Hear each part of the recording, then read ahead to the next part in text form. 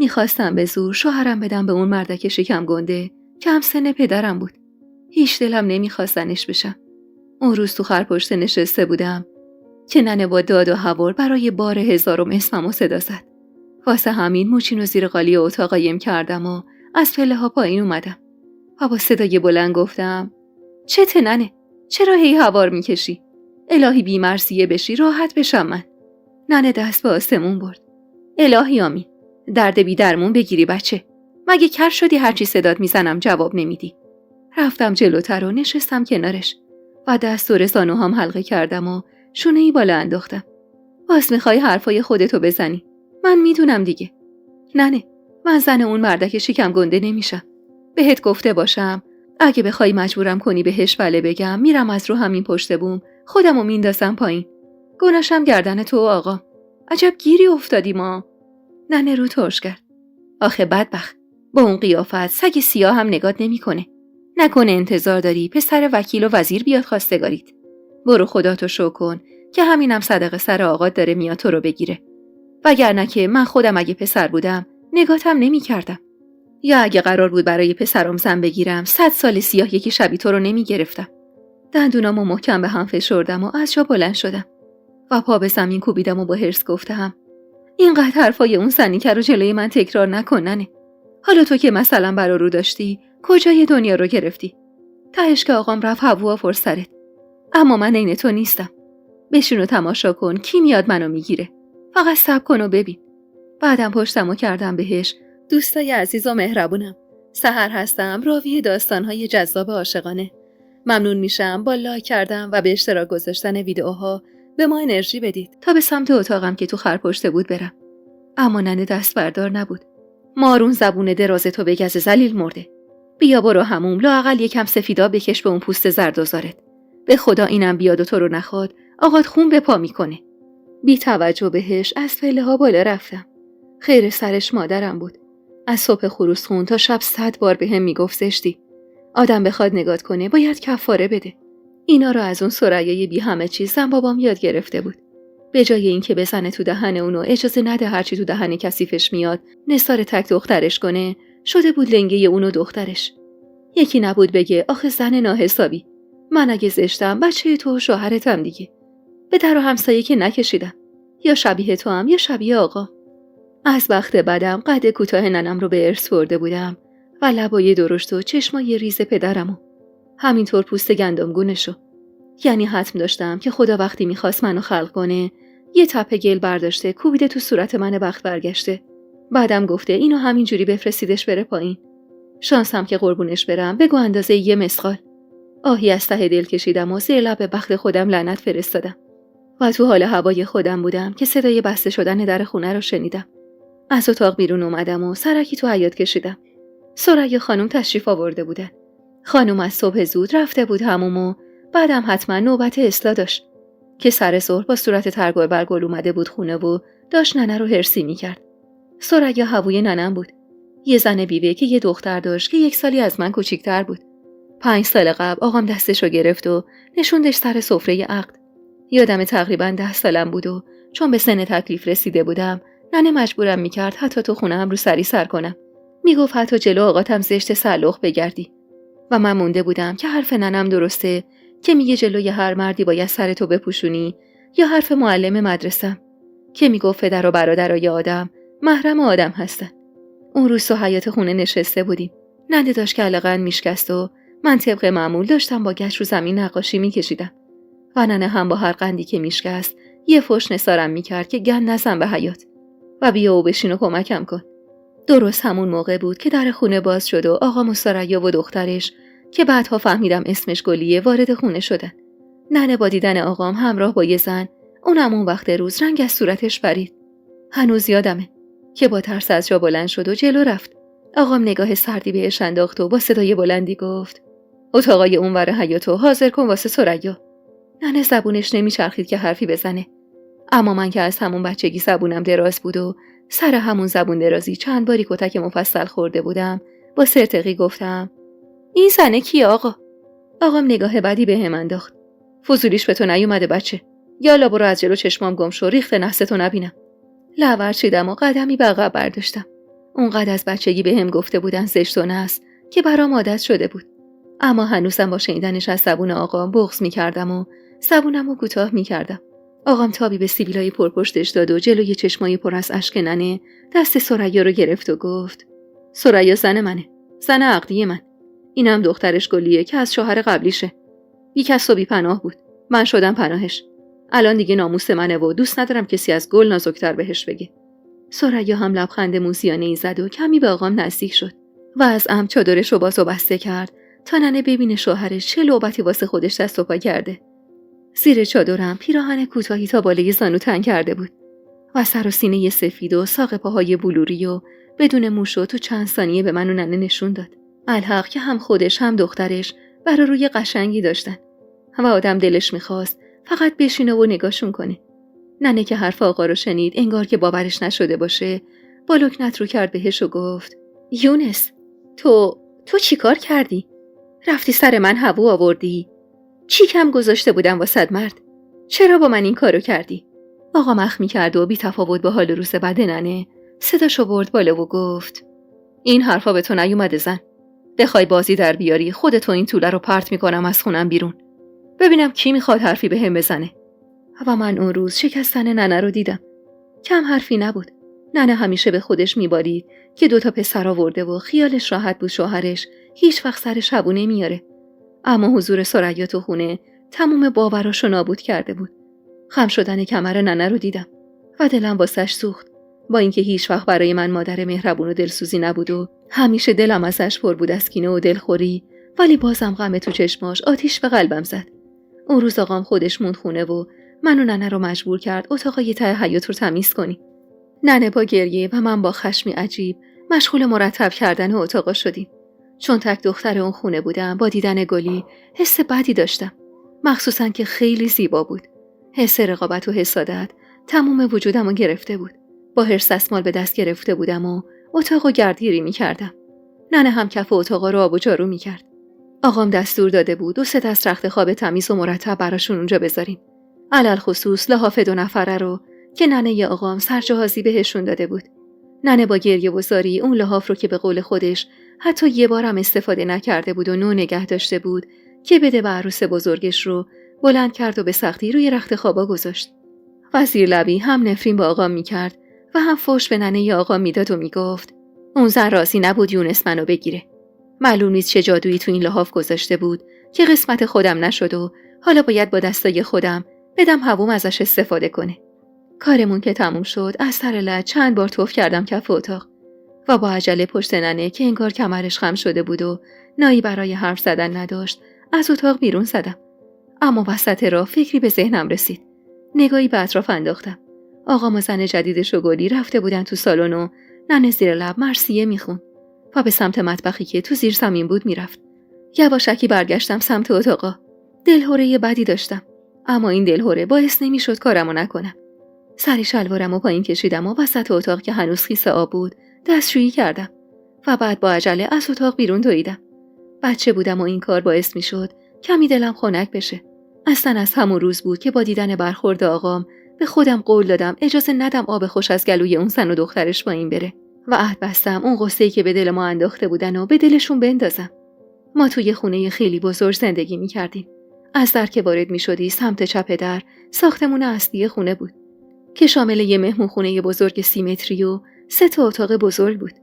یه اتاقم ته مهمونخونه بود و یه جورای اتاق ننه و آقا بود. اما بعد از اومدن ثریا اون اتاق شد خلوتگاه ننه برای گریه‌های وقت و بی‌وقتش. سمت راست خونه هم حیاط بزرگی بود و ته حیاط 3 اتاق تو در تو که قبلا عمه بزرگم توش زندگی می‌کرد و وقتی خونش رو از ما سوا کرد اون اتاقا متروکه شد و بعدها شد اتاق ثریا و دخترش. اون موقع کسی جرئت نداشت با آقام بگه چرا؟ آخه مرد ناحسابی، تو که 2 پسر و یه دختر داری، دیگه سن گرفتن چی؟ اونم سر پیری. هرچی که بود آقام یه روز سر صبح دست زن جدیدش رو گرفت و آورد خونه. زنی که از ننه من حداقل 10 سالی کوچیک‌تر بود انگار. ترگل برگل و خوش سر و زبون برای پدرم و زبون دراز برای دیگرون. ننم کم نداشت از ثریا تو زبون درازی، ولی برای من بیچاره، وگرنه زبونش برای آقام حسابی کوتاه بود و از وقتی یادمه همیشه بله چشگوی آقام بود. ننه زن زشتی نبود، اتفاقا صورت قشنگی داشت، فقط کمی توپل بود. اونم به خاطر قد کوتاهش بود که بیشتر به چشم می اومد. از اون روزی که ثریا وارد اون خونه شد خانم خونه. آقام از 7 شب هفته 6 شبش رو پیش ثریا جونش بود و یه شب و کنار ننه بخت برگشته من میموند. تا حرفی هم زده میشد میگفت من برای رضای خود ثریا رو عقد کردم که سرپناه خودش و دخترش باشم و خرجشون رو بدم. ولی هر روز صبح زود هم خودش هم ثریا جونش همون میرفتن و معلوم بود که بیشتر عقد این 2 نفر به خاطر رضای حال رخت خواب بوده. اون یه شبی هم که پیش ننه بیچارم بود روشو میکرد اون طرف و صدای خروپفش کل خونه رو بر می‌داشت.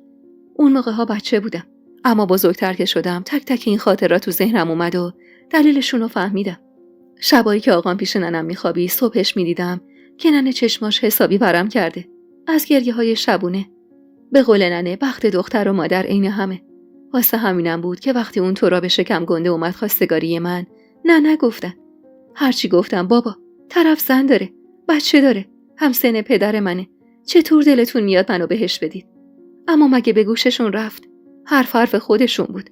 فکر میکردن اگه منو به همین تراب کچل ندن دیگه هیچکی نمیاد خواستگاریمو رو دستشون میمونم. اسمم مرضیه است، بچه ی آخر خونم. 2 تا برادر بزرگتر از خودم دارم، هادی و محمد که یکیشون 20 سالشه و اون یکی 19 سال. ننه میگفت بعد از محمد تا 3 سال بچه دار نشدم و خدا با کلی نذر و نیاز تو رو بهم داد. گاهی وقتا که از دست زبون درازم هرسی میشد میگفت حیف اون 3 سالی که من نذر و نیاز کردم تا خدا وزده عین تو رو بذاره بغلم که تهش بخوای خون به جیگرم کنی. من تو بهار به دنیا اومدم و اسمم رو از روی اسم ننه آقام برداشته بودن. ننه میگفت اخلاق و زبونت هم عین اونه، تند و تیز و بد اخلاق. و هر بار سر صبحی منو میدید میگفت ولا بدو رو، انگار ننه آقا زنده شده جلو میستاده. من تو همچین شرایطی بزرگ شدم. طعنه‌های ننه و آقام کم بود، اون ثریای مار صفتم وقتی میدید ننه خودم هرچی از دهنش در میاد بهم میگه روش زیاد شده بود. و وقتی میخواست حرص منو در بیاره میگفت سگ سیاه بیابونم نگات نمیکنه. مخصوصاً که خودش دختر داشت که دروغ بود اگه بگم خوشگل نبود. پوست سفید، قد بلند و کشیده، چشمای عسلی و روشن و موهای مواج خرمایی. یعنی خدا هرچی از سر بی‌حوصلگی منو خلق کرده بود واسه اون گلی ذلیل مرده خوب وقت گذاشته بود. جوری که خواستگاراش پاشنه در رو از جا کنده بودن. اما آقام از ترس اینکه گلی شوهر کنه و من بمونم رو دستش میگفت تا مرضیه رو شوهر ندم گلی رو دست هیچ پدرسگی نمیدم. واسه همینم بود که ثریا به خون من تشنه بود. آخه منو صد راه خوشبختی دخترش میدونست و فکر میکرد من با اون قیافه هیچ وقت شوهرگیرم نمیاد و دخترش پاسوز من میشه. گلی برعکس من دست به سیاه و سفید نمیزد و ننش اجازه نمیداد حتی لباس زیر خودش رو بشوره. اون قلوس و بچه ننه بارش آورده بود که تو حمومم خودش سر گلی رو میشست و بدنش رو کیسه میکشید. کاری که هیچ وقت ننم به جز دوران طفولیتم برام انجام نداده بود. چند باری دیده بودم که وقتی دوره گلی میشد ثریا پشت در مسترا وای میستاد و گاهی هم یواشکی میرفت و شک نداشتم گلی حتی بلد نبود کهنه بذاره لای پاش.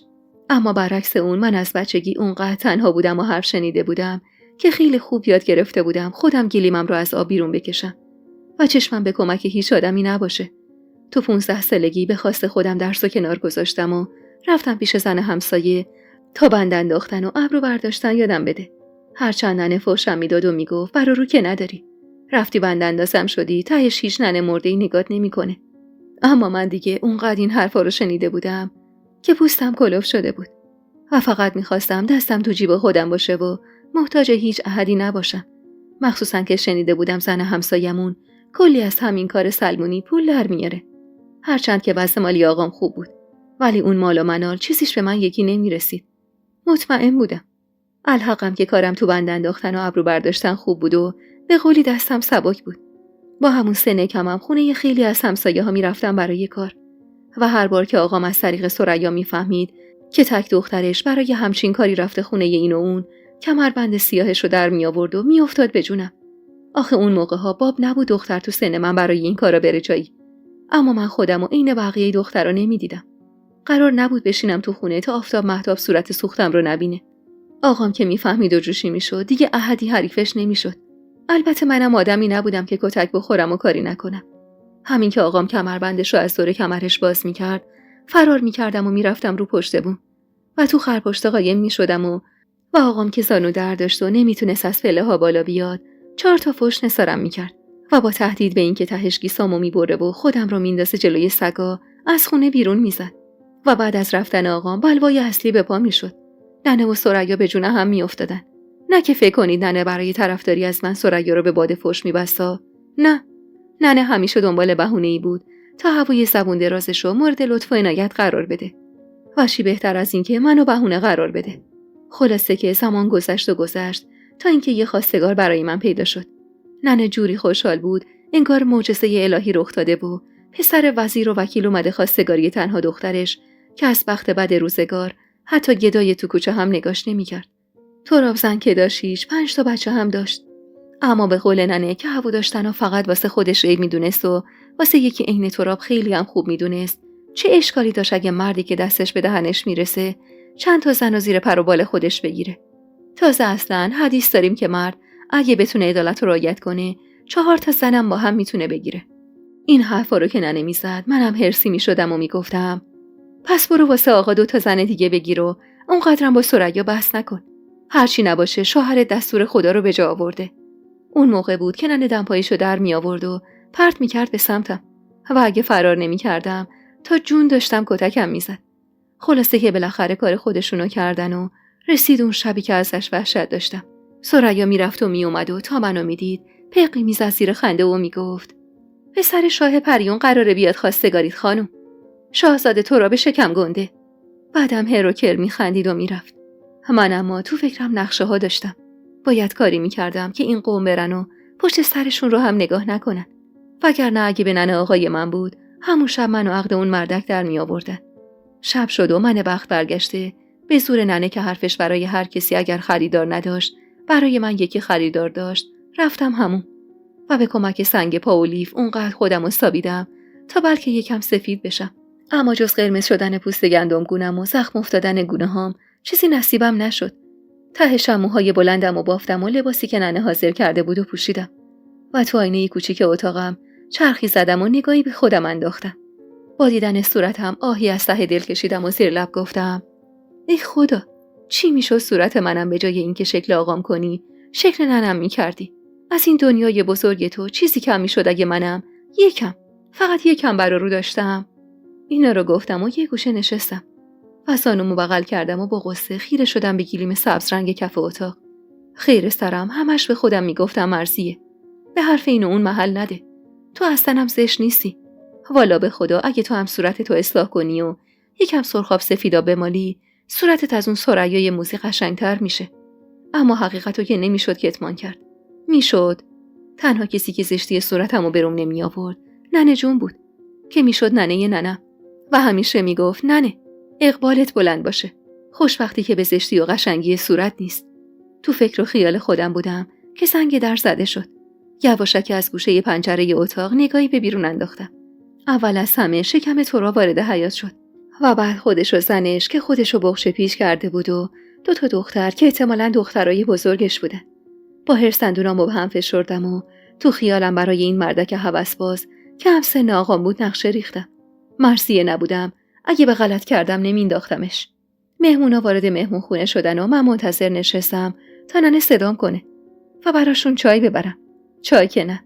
قرار بود زهر هلاهل بخورن. بلکه دست از سر من بخت برگشته بردارن. ننه که صدام کرد استرابم چند برابر شد. تندی دویدم تو مطبخ و سینی نقره ننه رو برداشتم و استکانای کمرباریک و مرتب توش چیدم و مشغول ریختن چای شدم. چای رو که ریختم چند تا تار از موهام رو چیدم و با قیچی خورد کردم و ریختم کف سینی. اما دلم خنک نشده بود هنوز. واسه همینم اول تو تک تک استکانو توف کردم و بعد یکی از چای‌ها رو مخصوص آقا تراب آماده کردم. به هر حال قرار بود شوهرم بشه و باید چای مخصوص می‌خورد. لبخند موسیانه‌ای زدم و ظرف فلفل رو سر جاش گذاشتم. و سینی چای رو برداشتم و راهی مهمون خونه شدم. دل تو دلم نبود تا تراب زودتر اون استکانو که علامت دار کرده بودم برداره و بخوره و جیگرش حال بیاد. دم در مهمون خونه که رسیدم اول برای لحظه‌ای از کارم پشیمون شدم. اگه آقا میفهمید چی کارم میکرد؟ قطعاً زندم نمیذاشت. اما منم آدم زندگی کردم با یه مرد زن و بچه دار نبودم. به زور با یه دست سینی چای رو گرفتم و با دست دیگم تقی به در مهمون خونه زدم. صدای پر از ذوق ننه رو که شنیدم به سختی چادرمو به دندون گرفتم و در رو باز کردم. نگاهی به دور تا دور اتاق انداختم. زن تراب با نفرت و خود تراب با ذوق داشتن نگاه می‌کردن. با حرص نگاهمو ازشون گرفتم و سینی رو جوری گرفتم که اول چایای سالم رو آقا برداره و خدا رو شکر آقام اصلا حواسش به موهای توی سینی نبود و بعدش سینی رو جوری چرخوندم که چای فلفلدار به سمت تراب بیفته و سینی رو جلوش گرفتم. با لبخند زشت و کریهش خیره شد بهم و گفت ماشاءالله آقا یونس، دختر با کمالاتی دارید. تو دلم گفتم آره، الان که چای رو خوردی میفهمی چقدر دخترش با کمالاته و اون وقتی که باید از آقا یونس حسابی تشکر کنی. چای فلفلی رو برداشت و جلوش گذاشت. منم تندی بقیه چایی رو گردوندم و نشستم پیش ننه و خیره شدم به اون استکان کمرباریک که قرار بود زندگی آیندم رو نجات بده. نمیدونم چطور بود که هیچ کس متوجه موهای کف سینی نشد. حتی زنش. شایدم اونقدر ناراحت بود که به این چیزا توجهی نمی‌کرد. به هر حال الان تنها امید من اون استکان چای فلفلی بود. تراب دستی به سیبیلای پرپشتش کشید و گفت همونطور که میدونید من زن و 5 تا بچه دارم. از زندگیم راضیم. اما خواستم سنت پیامبر رو به جا بیارم. گفتم وقتی دستم به دهنم میرسه و میتونم عدالت رو بین زنم رعایت کنم، واسه چی دست یه نفر دیگر رو نگیرم و پشت و پناهش نشم. زنم هم راضیه که اگه نبود خودش با هم نمیومد خواستگاری. زن تراب که هنوز صورتش رو درست ندیده بودم به سختی بله آروم میگفت. دلم برای اونم میسوخت. اونم یکی بود بدبخت‌تر از من، بدبخت‌تر از مادرم. تراب ادامه داد و با طعنه به آقام نگاه کرد و گفت واسه همینم اومدم در خونه ای کسی که خودش پایبند سنت پیغمبره. آقام که منصور ترابو فهمید نلبکی چای رو جلوی لبای کلفتش گرفت و هورتی کشید. آقام که شروع کرد به حرف زدن در مورد سنت پیغمبر و اینکه آدم اگه بتونه چند تا زن و زیر پر و بال خودش بگیره ثواب داره، همزمان تراب استکان چای رو برداشت و با لبخند به سمت دهنش برد. قلبم تون تون میزد و کمی هم از کارم پشیمون بودم. تراب استکانو بالا برد و نصف چای و یه دفعه سر کشید و من خیره شدم به صورتش. چشماش انگار میخواست از صدقه بزنه بیرون و صورتش لحظه به لحظه قرمزتر میشد. به سختی جلوی خنده خودمو گرفتم و رو به ننه یواشکی گفتم ننه من میرم دوباره چای بذارم و 2 پا داشتم و 4 تا پای دیگه قرض گرفتم و از مهمون خونه زدم بیرون. وارد حیاط که شدم پقی زدم زیر خنده از بلایی که سر اون مردک آورده بودم. مثلا رفتم که سینی دوم چای رو حاضر کنم. دروغ چرا؟ فکر نمی کردم قضیه اینقدر بیخ پیدا کنه. صدای بحث و بگو مگو از تو سالن مهمون خونه به گوشم می رسید. سینی خالی رو برداشتم و از مطبخ به سمت اتاق کنار مهمون خونه دویدم و گوشامو تیز کردم. صدای هوار کشیدن تراب خنده به لبام آورده بود. این چای بود یا زهر مار؟ اینجوری از مهمون پذیرایی می کنید؟ دست درد نکنه آقا یونس. نمیخوای دختر بدی؟ خب نده. هی دختر، وایسادی به روبر منو نگاه میکنی چرا؟ برو گم شو، یه لیوان آب بیار آتیش گرفتم. صدای آقام که سعی داشت تو را قانع کنه که داره اشتباه میکنه و صدای ننه که با خواهش و التماس سعی داشت تو را آروم کنه حالمو به هم میزد. میدونستم بعد از رفتن تراب فاتحه هم خونده است، اما حاضر بودم بمیرم و زن اون مردک نشم. تراب اما ولکن نبود و مدام داشت بد و بیراه میگفت. دختره یه ایکویری سیاه سوختت بی خریش خودت. فکر کردی خبریه؟ آخه انتر منم خر شدم اومدم سراغت، وگرنه آقامم از تو گور نمیاد تو رو بگیره. آقامم به جای اینکه بزنه تو دهن اون مردک هیز شکم گنده داشت تون معذرت خواهی میکرد و مانع رفتنشون میشد. ننم که دیگه بدتر از اون. تراب و خانوادش بعد از یه بحث و بگو مگو از سر خونه بیرون زدن و درو محکم به هم کوبیدن. ثریا هم آتیش بیار معرکه شده بود و میگفت دیدی یونس؟ دیدی همین یه دونه خواستگارشم با دستای خودش پروند؟ تا کی دختر من باید معطل دختر تو باشه؟ خسته شدم از بس جواب سربالا به خواستگارا دادم. بابا خب مردم خیال میکنن بچم یه عیب و ایرادی داره که هر کی میاد بهش میگم نه. این حرف اول و آخر من یونس. من کاری ندارم اون مرضیه ذلیل مرده میخواد شوهر کنه یا قصد داره اینقدر تو خونه بمونه تا موهاش بشه رنگ دندوناش. دختر من آخرین هفته خواستگار داره و من دیگه به خواستگار شب و برد نمیدم. بعدم زیر لب شروع کرد به تحقیر کردن من و دوباره حرفای تکراری. اون میون صدای ضعیف آقام به گوشم میرسید که میگفت بگو آخر هفته خواستگارای گلی بیان. منم تو اون موقع حسابمو با این دختر صاف میکنم. ترسیده گوشه دیوار کس کردم. آقام هرگز از این خطا نمیگذشت. کمی که گذشت و صدایی شنیده نشد، یواشکی از اتاق بیرون اومدم. اما بیرون اومدنم با خوردن اولین ضربه کمربند یکی شد. جیغ از سر درد کشیدم و پا به فرار گذاشتم. اما آقام این بار دست بردار نبود. چنگ انداخت و از پشت موهای بافته شدم و گرفت و با خشم گفت: آبروی منو میبری دختر؟ آره، میدونی که میتونم همینجا چالت کنم. دستم رو روی سرم گذاشتم و با زبون درازی گفتم: من زن اون مردک شکم گنده نمیشم آقا جون، حتی اگه وسط همین حیاط چالم کنی. آقام یه دفعه به سمت جلو هلم داد. تعادلمو از دست دادم و با صورت زمین خوردم. آخی از درد گفتم و با چشمایی که تار میدید خیره شدم به ننه که خیلی حق به جانب کنار در مهمونخونه ایستاده بود. ننه که متوجه نگاه من شد با خشم گفت: ذلیل بمیری مرثیه. آخه این چه کاری بود که کردی دختر؟ ثریا دوباره خودشو وسط انداخت. لیاقت نداری. خودتو تو آینه دیدی؟ آدم عقش میگیره بخواد نگات کنه. از خودت هم باشه تو را با اون ثروتش بیاد بگیرتت. پوزخندی زدم و با همون صورت زخمی و سری که به شدت درد میکرد رو کردم به ثریا.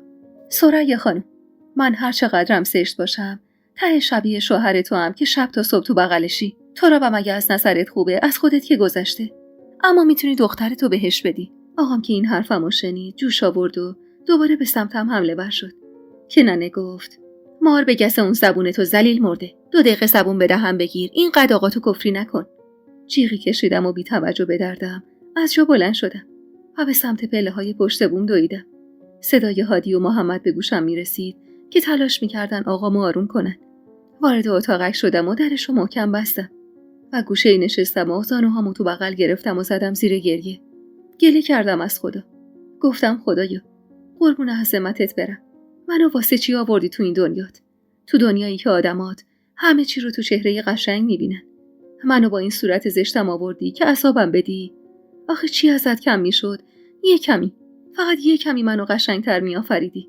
مدام به خدا گله میکردم و اشکام همینجوری پشت سر هم مثل سیل روونه شده بود. صدای داد و هوار آقا میومد که میگفت دستم به این دختره برسه زنده زنده چالش میکنم و من شک نداشتم که این کار ازش برمیاد. دستم رو روی گوشم گذاشتم و تو خودم جمع‌تر شدم و اونقدر گریه کردم تا همونجا خوابم برد. صبح با صدای خروس بی‌محل همسایه از خواب بیدار شدم. زیر لب فحشی به زن همسایه و خروس بی‌محلش دادم و از اتاقک بیرون زدم. ننه داشت وسط حیاط برنج پاک می‌کرد و گویا خبری از آقام نبود. تمام بدنم درد می‌کرد و زخم بدی روی گونم بود که به شدت می‌سوخت. ننه با دیدنم رو ترش کرد و گفت: راحت شدی؟ خوبت شد الان؟ همین یه دونه خواستگارم با آبروریزی از خونه بیرون کردی. فکر کردی دیگه سگ نگات میکنه؟ بی‌حوصله لبه ایوون نشستم و گفتم: حالا تو شوهر کردی کجا رو گرفتی ننه؟ بابا دست از سر من بردار. مگه نمیگی من زشتم؟ مگه نمیگی سگم نگام نمیکنه؟ خیلی خوب، پس بی خیال من شو جون پسرات. خیال کن دختر نداری. بذار من برم کار کنم تا دستم تو جیب خودم باشه و محتاج یه شکم گنده خیکی بوگندو مثل اون تراب نشم. ننه سری به نشونه افسوس تکون داد و گفت: تو آدم نمیشی؟ گلی رو ببین، همین آخر هفته قراره براش خواستگار بیاد. پسر تو شهر کار میکنه. فکر کردی واسه چی همچین خواستگاری براش اومده؟ چون برا رو داره؟ نه مادر، چون سر به زیره. نشسته خونه تا یکی بیاد پیداش کنه، دستشو بگیره و سایه سرش بشه. نه این تو که راه میافتی خونه هر کس و ناکسی. عین این زنبیبه ها یه نخ و قیچی دستت میگیری و تو معصیت این و اون شریک میشی. حرف زدن با ننه فایده ای نداشت. خیال میکرد اگه آفتاب مهتاب منو نبینن به سر شاه پریون از راه میرسه و دخترشو خوشبخت میکنه. ولی من خیلی خوب میدونستم با چهره‌ای که دارم کمتر کسی حاضر میشه با هم ازدواج کنه. خصوصا اون دور و سمونه که مهمترین چیزی که برای خانواده ها مطرح بود برای روی دختر بود. برای همینم میخواستم برای زندگیم تلاش کنم و گلیممو خودم از آب بکشم. بی توجه به غرغرای ننه رفتم و لباس عوض کردم و دست و رومو شستم و داشتم موهامو شونه میکردم که ثریا خانم از تو اتاقش اومد بیرون. با دیدن من که شغسی به بدنش داد و با لحن مسخره‌ای گفت: دیشب خوب خوابیدی مرثیه؟ به سمتش برگشتم. گاهی فکر میکردم که توان کشتنشو هم دارم. از بس زبونش تلخ بود. دست به سینه قدمی به سمتش برداشتم و گفتم: تو چی؟ دیشب خوب خوابیدی یا تا صبح از دیدن صورت زشت شوهرت اوق زدی؟ ثریا چهره در هم کشید و با خشم گفت: این خط، این نشون، تهش هیچ خری پیدا نمیشه تو رو بگیره. میمونی تو این خونه و نوکری منو میکنی. با صدای بلند خندیدم و گفتم به همین خیال باش. انشاءالله که زنده بمونی و ببینی من چه بلایی به سرت میارم. هرچند خودمم میدونستم که حرف مفت میزنم، اما برای خنک شدن دل خودم و حرص دادن ثریا گاهی لازم بود حرف مفت بزنم. بعد از تموم شدن کارم وسایلمو برداشتم و بی توجه به غرولنده ننه از خونه بیرون زدم. روزای چهارشنبه میرفتم خونه یکی از اعیونای ده. برای خودش و دختراش و عروساش بند مینداختم و ابرو برمی‌داشتم. و چون دستم تند بود از کارم راضی بودن و هر هفته پیغام میفرستادن و تاکید میکردن که حتما چهارشنبه ها برم خونه‌شون. رفتم به خونه شهربانو خانم اگه 1000 تا عیب داشت از دید خانواده‌ام، اما یه حس داشت. اونم این بود که هیچ کس اونجا بابت چهره‌ام مسخرم نمی‌کرد. اصلا انگار اونجا کسی چهره منو نمیدید. و تنها چیزی که براشون مهم بود هنر دستم بود. شهربانو خانم همیشه بیشتر از دستمزدم بهم پول میداد و میگفت من شک ندارم که آینده تو روشنه. میگفت تو با این زبونه تهش به یه جایی میرسی و من هرچند امیدی به حرفاش نداشتم اما دلم خوش بود به شنیدن این حرفا. بس که از بچگی تو خانواده‌ام تحقیر شده بودم و اذیتم میکردن و حرفای محبت آمیز یه نفر تا حد مرگ خوشحال میشدم. همیشه خودم و جای عروسه شهربانو خانم میذاشتم و میگفتم چی میشد مرزیه که شانس سر خونتو میزد و میشدی عروس این خاندان. اون چهارشنبه نزدیکای غروب بود که از خونشون بیرون زدم. پولی که گرفته بودم و تو جورابم قایم کرده بودم و مقدار کمی از اون پولو تو کیف کوچیکم میذاشتم و همونو نشون ننه میدادم. اینجوری ننه مطمئن میشد که من پول زیادی ندارم و برای پولام نقشه نمیکشید. وارد خونمون که شدم صدای جر و بحث ثریا و ننه به گوشم رسید. وضعشون همیشه همین بود.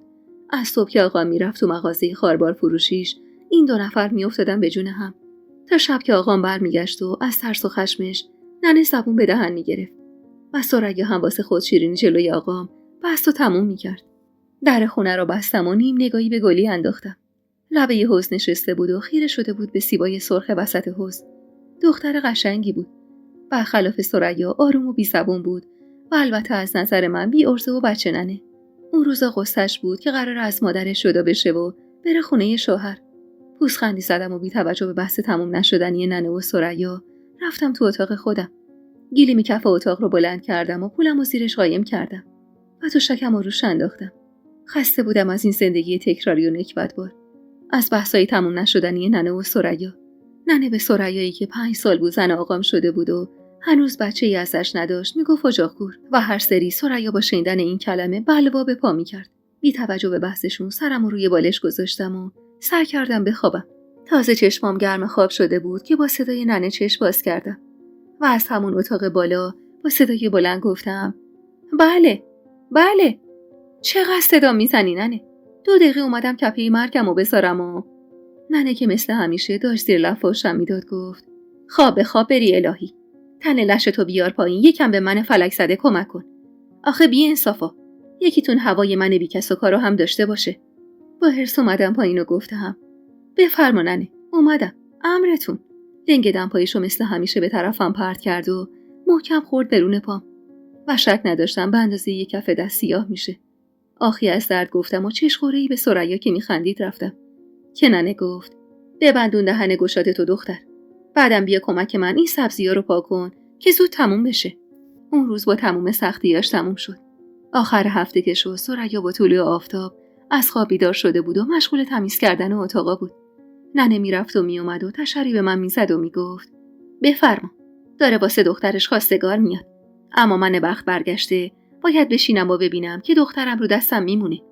آخرش هم تو میمونی تو همین خونه و بعد از مرگ من میشی نوکر ثریا. راستش حرفاش واسم مهم نبود. یعنی اونقدر این حرفا رو شنیده بودم که دیگه پوستم کلوف شده بود و بهشون اهمیت نمیدادم. گوشه حیاط نشسته بودم و داشتم درز لباسمو میدوختم که صدای گریه بلند گلی به گوشم رسید. با تعجب سرمو بالا گرفتم و به سمت اتاقشون نگاه کردم.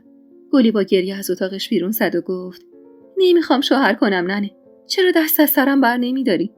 پوزخندی زدم و سرمو گرم کار خودم کردم.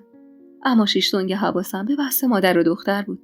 ثریا با مهربونی سعی میکرد تا گلی رو آروم کنه، اما گلی مدام گریه میکرد و میگفت من نمیخوام از پیش تو برم. اونقدر ثریا گفت و گلی گریه کرد که تهش گلی گفت به یه شرط زن این مرد میشم ننه، وگرنه خودم تو مجلس میگم که نمیخوام شوهر کنم. ثریا نگاهی به من که داشتم زیر چشمی نگاهشون مینداختم انداخت و با حرص گفت: الهی بمیری مرثیه که این دخترم خیره سریایی تو رو یاد گرفته. داخل گلی سلیل مرده. با این همه خواستگاری که تو داری، اگه من به همشون جواب رد بدم که میگن دخترشون حتمی یه عیب و ایرادی داشته. درد چیه تو دختر؟ گلی دماغشو بالا کشید و با صدای گرفته‌ای گفت: به شرطی شوهر میکنم که از پیش شما نرم. با شنیدن حرفش یهو زدم زیر خنده. گلی اگرچه فقط نزدیک به 1 سال از من کوچیک‌تر بود، اما هنوزم بچه بود. هم خودش هم افکارش. به شدت لوس بود و اصلا فیلم بازی نمی‌کرد و واقعا نگران جدا شدن از مادرش بود. ثریا خم شد و دمپایشو از پاش در آورد و با حرص به سمت منی که می‌خندیدم پرت کرد. دمپایی از بغل گوشم رد شد و خورد به گلدون شمدونی مورد علاقه گلی و گلدون زمین افتاد و چند تیکه شد.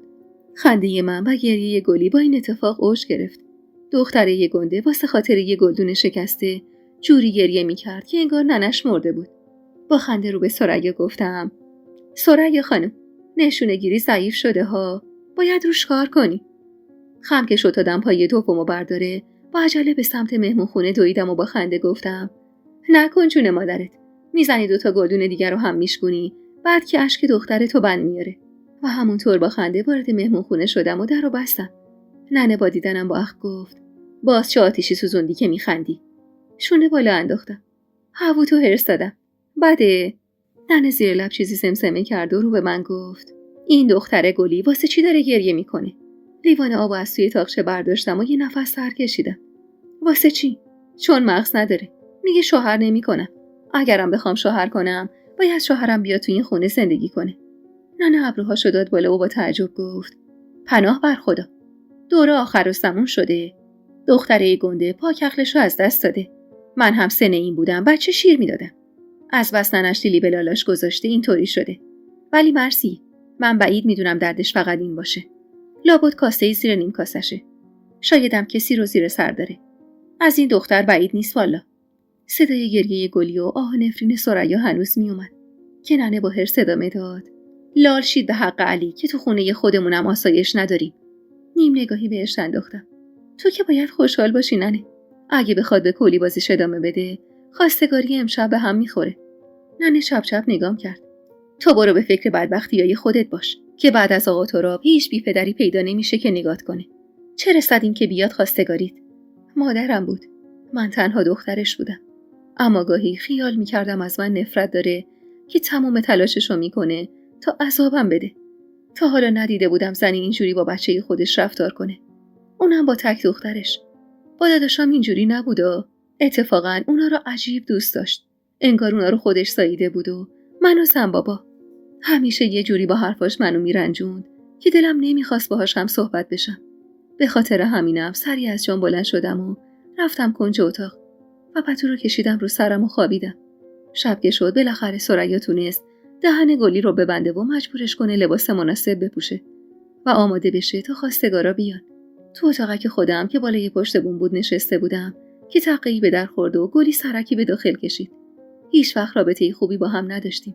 صدق سر دعواهای همیشگی مادرامون، ما هم چشم دیدن همدیگر رو نداشتیم. بدون اینکه نگاش کنم گفتم: چی میخوای؟ وارد اتاق شد و در حالی که داشت اطرافو نگاه میکرد با صدای آرومی گفت: کمکم میکنی؟ با تعجب گفتم: کمکت کنم؟ بی‌تعارف نشست و ادامه داد: تو چی کار کردی که خواستگاریت به هم خورد؟ گفتم: چیه؟ میخوای مادرتو به جون من بندازی؟ کمی به هم نزدیکتر شد و همونطور که نگاه میکرد با التماس گفت: به جون ننم به کسی نمیگم تو به هم گفتی. تو رو خدا کمکم کن این خواستگاری به هم بخوره. اخمی کردم و گفتم: برو پی کارت گلی. این ماجرا به من ربطی نداره. گلی اما با گریه جلوتر اومد و دستمو گرفت. من نمیخوام شوهر کنم مرزیه. عین تو. چشمامو ریز کردم. نکنه کسی رو زیر نظر داری. هان. گریه‌اش شدت گرفت. نه بابا. کاش مشکلم این بود. با تعجب چشم دوختم به لباش که ادامه داد: مرزی، من نمیتونم از ننم جدا بشم. اگه تو کمکم نکنی بیچاره میشم. تو رو خدا یه فکری برام کن. دستمو از دستش کشیدم بیرون و گفتم: برو منو با بدبختی خودم تنها بذار گلی. من به اندازه کافی بدبختی دارم. حالا بیام به تو هم کمک کنم. من نمیدونم چی کار کنی. خودت یه فکری بکن. و زیر لب زمزمه وار ادامه دادم: خاک بر سرت گلی، لیاقت نداری که شوهر کنی و بری از این خراب شده که هر روز توش جنگ و دعواست. اما وقتی دیدم گلی دست بردار نیست، از جا بلند شدم و از پله ها پایین رفتم. ثریا خانم تو حیاط داشت دنبال گلی میگشت. با دیدن من دست به کمر گفت: گلی کجاست؟ اشاره‌ای به اتاقک بالا کردم و گفتم: بالاست. اومده بود کمکش کنم تا از شر خواستگارش رها بشه. تو چطور مادری هستی ثریا خانم؟ میخوای تنها بچه‌تو به زور شوهر بدی؟ گناه داره به خدا. ثریا اخ میکرد: این چیزا به تو ربطی نداره ذلیل مرده. خودت رو دست ننت موندی، میخوای این بچه رو هم خونه نشین کنی؟ بعدم صداشو بالا برد و گفت: گلی، گلی، کدوم گوری هستی؟ گم شو بیا پایین، الانه که خواستگارات پیداشون بشه. بی توجه بهش راهی مطبخ شدم. لیاقت نداشت کمکش کنم. همون بهتر دختر شوهر میکرد و بدبخت میشد. ثریا با هزار جور وعده وعید گلی رو از اتاقک بالا پایین کشید و با وعده این که نمیذاره گلی ازش دور بشه قانعش کرد که تو مجلس خواستگاری شرکت کنه. چیزی از غروب آفتاب نگذشته بود که در خونه زده شد و خواستگارای گلی پا به خونه گذاشتن. یه زن و مرد مسن، 2 مرد جوون و 2 زن جوون و 2 پسر بچه که همه پشت سر هم وارد حیاط شدن. از پنجره اتاق خیره شدم به خواستگارا و دروغ چرا؟ افسوس خوردم. خواستگار من کی بود و خواستگار گلی کی بود؟ هر 2 مرد جوون قیافه خوبی داشتن. یکی تقریباً 30 ساله و یکی دیگه چند سالی کوچیک‌تر بود. و من همون لحظه دلم لرزید از دیدن اون جوونی که معلوم بود داماده. فوق‌العاده خوش‌تیپ و تر و تمیز بود.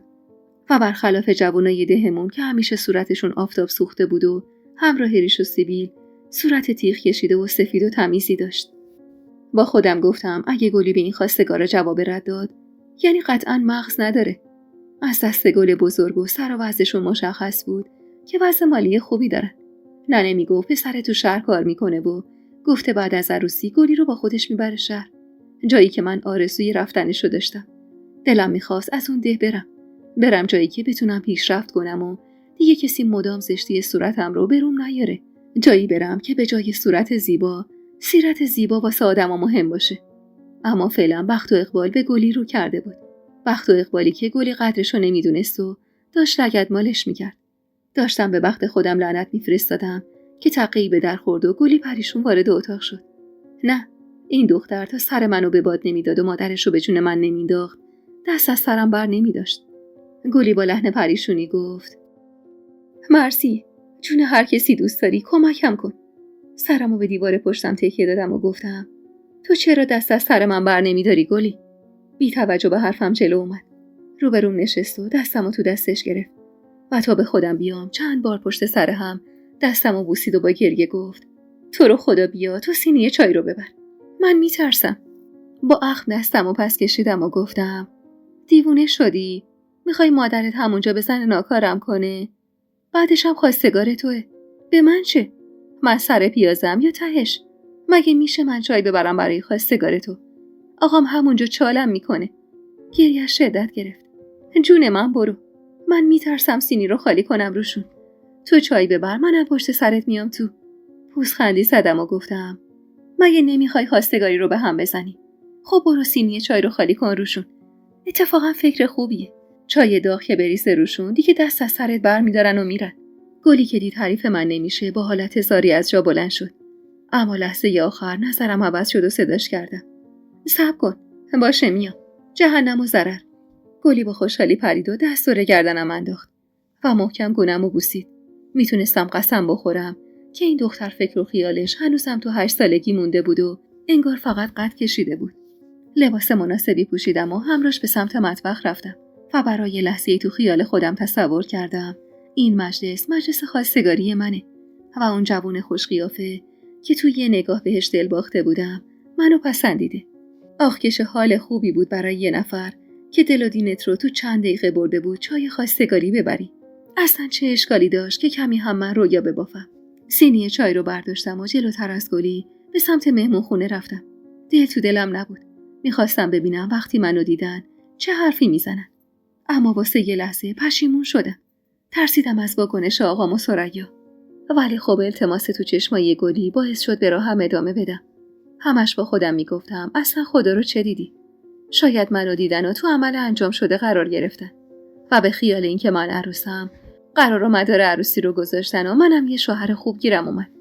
بعد خنده تلخی می‌کردم و میگفتم زهی خیال باطل مرسی خانم. عمرن این پسر است و خوشش بیاد. میونه همین فکر و خیالام تقی به در زدم و با شنیدن صدای آقام وارد مهمون خونه شدم. ثریا به محض اینکه چشمش به من خورد رنگش شد عین گچ دیوار. آهسته سلام کردم و مشغول تعارف کردن چایی شدم. اول به مرد محسن که با گیجی داشت نگاه میکرد تعارف کردم. مرد چای رو برداشت و زیر لب تشکر کرد. مشخص بود که انتظار دیدن منو نداشتن و دلشون رو صابون زده بودن که عروس ترگل برگل خوشگلشون رو ببینن. اما حالا چشمشون به من افتاده بود. سینی رو جلوی مردی که حدس می‌زدم داماد باشه گرفتم. سرش رو که بالا گرفت و با تعجب نگام کرد. برای اولین بار تو عمرم دلم هوری ریخت و دست باچه شدم. اصلا الکی نبود.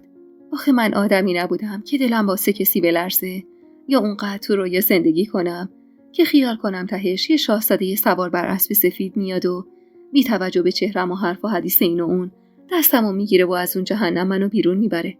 من تو واقعیت زندگی میکردم و میدونستم تهش یا رو دست ننه بابام میمونم یا زن یه مرد زن مرده یا یه پیرمرد میشم و باید بدون هیچ عشقی زندگی کنم. اما مرضیه دلشون شب لرزیده بود. دلش برای یه مرد قد بلند با چشمای درشت مشکی و ابروهای کشیده لرزیده بود. برای مردی که بوی اتکلونش تا مدت‌ها بعد از اون شب توی ریه ها مونده بود. همون مردی که اگه صدای سرفه ننه نبود ساعتها میستادم و خیره نگاش میکردم. آخ که دل و دین باختم توی نگاه. با صدای سرفه ننه سری قد راست کردم و سینی رو جلوی تک تک آدمایی که هر کدوم به یه شکل متعجبی نگاه میکردن گرفتم. و وقتی کارم تموم شد نزدیک ننه نشستم و سرم و پایین انداختم. چه کنم که دست خودم نبود. نمیتونستم از اون مهمون خونه لعنتی دل بکنم و برم. قلبم جوری تون تون میزد که حس میکردم صداش رو همه میشنون و الانه که رسوای دو عالم بشم. دستم رو مشت کردم و دندونامو به هم فشردم تا کمی به خودم مسلط بشم. زن محسن گلویی صاف کرد و به سختی گفت ببخشید. فکر کنم اشتباه شده. دختری که من دیدم ایشون نبودن. بغض بدی گلومو گرفته بود. ثریا سری به حرف اومد و گفت بله زینت خانم. درسته. مرثیه دختر من نیست. من الان میرم گلی جانو میارم. زیر چشمی به رفتن ثریا نگاه کردم. از پذیرایی که بیرون زد کمی سرمو بالا گرفتم و از دور خیره شدم به همون مرد جوان. دلم میخواست عین قصه ها اونم نگاهش به من باشه. اما سرش با این بود و اصلا توجهی به من نداشت. در عوض گلی که با ثریا وارد مهمون خونه شد سرش رو بالا گرفت و با لبخند خیره شد بهش. آخ که چقدر سوختم اون لحظه. درسته خواستگار من نبود. اما دل ساب مرده من که این حرفا رو نمیفهمید. شاید اولین باری که تو زندگیم آه کشیدم و از عمق وجودم به گلی و صورت قشنگش حسادت کردم همون روز بود و همون لحظه بود. قبلش هرچی بود در عرض یه لحظه از خاطرم میرفت. اما فکر اون مرد از ذهنم بیرون نمیرفت. گلی که کنار ثریا نشست و سرش رو پایین انداخت زن محسن که داماد عجیب شبیه به اون بود گل از گلش شکفت و با ذوق گفت ماشاءالله، هزار ماشاءالله. چشمم کف پاش. ثریا جون یه اسفند واسه عروسم دود کن. نیم نگاهی به گلی انداختم. مشخص بود به سختی جلوی گریه کردنش رو گرفته. آقا ممون میون هر اسکایی با عقل نگاهی به من مینداخت و من خوب میدونستم منظورش اینه که گورم رو گم کنم و از اون مهمون خونه برم بیرون. ثریا هم با چشمای ریز شده نگاه میکرد و تو نگاهش هزاران هزار حرف بود. زن محسن که شروع کرد در مورد سنت پیامبر حرف زدن، ننه کمی خودش رو به سمت من کشید و آهسته گفت ذلیل بمیری. اومدی اینجا چی کار؟ کی به تو گفت خودتو کوچیک کنی سینی چای رو بیاری؟ میذاشتی خود دست و پا لفتیش بیاره تا اینا ببینن چه عروس خنگی قراره گیرشون بیاد. حالا هم یالا پاشو برو بیرون. نمیخوام ریخت نحس تو ببینم. اما من نمیتونستم برم. نه که نخوامان، نه. پای رفتن نداشتم. قلبم توی اون مهمون خونه جا گذاشته شده بود و خودم کجا میتونستم برم. بی توجه به ننه سرمو پایین انداختم و حواسمو پرت حرفای زینت خانم کردم. علیرضای من 27 سالشه. بچم از وقتی به یاد دارم دستش تو جیب خودش بوده. نه که ما نداشته باشیم و نه. خدا را شکر همیشه دستمون به دهنمون میرسیده. اما بچم اونقدر حجب و حیا داشته که از وقتی پشت لبش سبز شد رفت سر کار. هر کاری بگید کرد. کار که آر نیست والا. جوهره یه مرده. از عملگی و بنایی واسه در و همسایه بگیر تا فروشندگی و جنس از شهر آوردن و اینجا فروختن. اونقدر بچم دلش پاک بوده که با همون کارا تونسته یه مغازه پارچه فروشی تو راسته بازار بخره و خودش بشه آقا و نوکر خودش. از 25 که رد شد گفتم الا و بلا باید زن بگیری. دروغ چرا؟ دست رو هر کسی هم میذاشتم. نه نمیگفت بهمون. نگاه به سن و سالش نکنید. اسمش تو راسته بازار واسه خودش ارج و قربی داره. اما هر کی رو نشونش میدادیم یه عیب و ایرادی روش میذاشت. تا اینکه من دختر شما رو دیدم و یه روز نشون پسرم دادم. اونم حرفی نزد. از قدیمم گفتن سکوت علامت رضایت دیگه. دلم داشت آتیش میگرفت. همش تو فکر بودم که یه کاری کنم و خواستگاری رو به هم بزنم. اما هم فکرم به جایی قد نمیداد، هم جرأت انجام همچین کاری رو نداشتم. قطعاً اگه کاری میکردم این بار ثریا زندم نمیذاشت. بعد از تموم شدن صحبت‌های زینت خانوم، پدر علیرضا تک سرفه‌ای کرد و گفت: من و میمنت خانوم از دار دنیا 2 پسر داریم و 1 دختر. عروس بزرگمونم شاهده که خانواده آروم و بی دردسری هستیم. همزمان با زدن این حرف یکی از زن‌ها نگاه کرد. زن جوون کمی چادرش رو جلو کشید و با لبخند گفت: آقا جون راست میگن. من 5 سال عروسشونم، اما بین من و دخترشون هیچ فرقی نمیذارن. خانواده آروم و مهربونین و جز خیر و خوشی واسه بچه‌هاشون هیچی نمیخوان. آقا نیم نگاهی به ثریا انداخت و بحث مهریه رو پیش کشید. دعا میکردم یه جایی به تفاهم نرسن و همه چیز به هم بخوره. اما در نهایت هرچی آقا و ثریا گفتن، خانواده علیرضا بی حرف قبول کردن. مهریه پیشنهادی ثریا هر چقدر بود، 2 برابرش رو زینت خانم پیشنهاد داد و با گفتن اینکه بهتر مهریه 2 عروسش به یه اندازه باشه تا در آینده به مشکلی نخورن، ثریا و آقام رو حسابی شگفت زده کرد. ننه هم که کنار من نشسته بود و هر از چندایی طعنه‌ای به من میزد. از نظرش من بی‌عرضه بودم و گلی با تموم بچگیش تونسته بود خوب کسی رو تور کنه. خودم کم بدبختی داشتم که ننه هم هی میکوبید تو سرم که ببین دختره چقدر آروم و خانم نشسته، اما تو سر خواستگاری چی کار کردی؟ یکی نبود بهش بگه مادر من تو اون تراب هیز شکم گنده یه پیرمرد رو با این پسر که کم از شاهزاده ها نداشت مقایسه میکنی؟ خلاصه هر شرطی گذاشتن خانواده علیرضا قبول کردن و در نهایت بدون اینکه نظر گلی رو بپرسن تاریخ بله برون رو مشخص کردن و عقد رو هم گذاشتن برای تابستون و قرار شد چند ماهی عقد باشن تا علیرضا بتونه یه خونه تو شهر دست و پا کنه و تو اون مدت ثریا هم جایزه دخترش رو جفت و جور کنه و برن سر زندگی خودشون. حرف از خونه شهر که شد، گلی با چهره پر از غمی به مادرش نگاه کرد. ثریا خانم اما اونقدر ذوق زده بود که هر کی نمیدونست فکر میکرد واسه خودش خواستگار اومده که اینقدر خوشحاله و داره با دوم نداشتش گردو میشکنه. تا آخر خواستگاری بدون توجه به چشخوره های ننه و چپ چپ نگاه کردنای ثریا تو مجلس نشستم. هر از گاهی هم زیر چشمی به علیرضا نگاه میکردم، اما اون تمام هوش و حواسش به یه گلی بود. مجلس خواستگاری برخلاف دعاهای من به خیر و خوشی تموم شد. قرار بله برون برای 10 روز دیگه گذاشته شده بود و خانواده علیرضا با رضایت و خوشحالی از خونه بیرون زدن و جز من و گلی همه برای بدرقشون به حیاط رفتن. من نرفتم چون شک نداشتم اگه از جام بلند بشم ممکنه از حال برم. صدای بسته شدن در حیاط به گوش رسید. گل عین بمبی ترکید و با صدای بلند زد زیر گریه. با تعجب نگاش کردم و گفتم: ای خاک 2 عالم بر سرت. مگه ننت مرده که اینجوری گریه میکنی دختر؟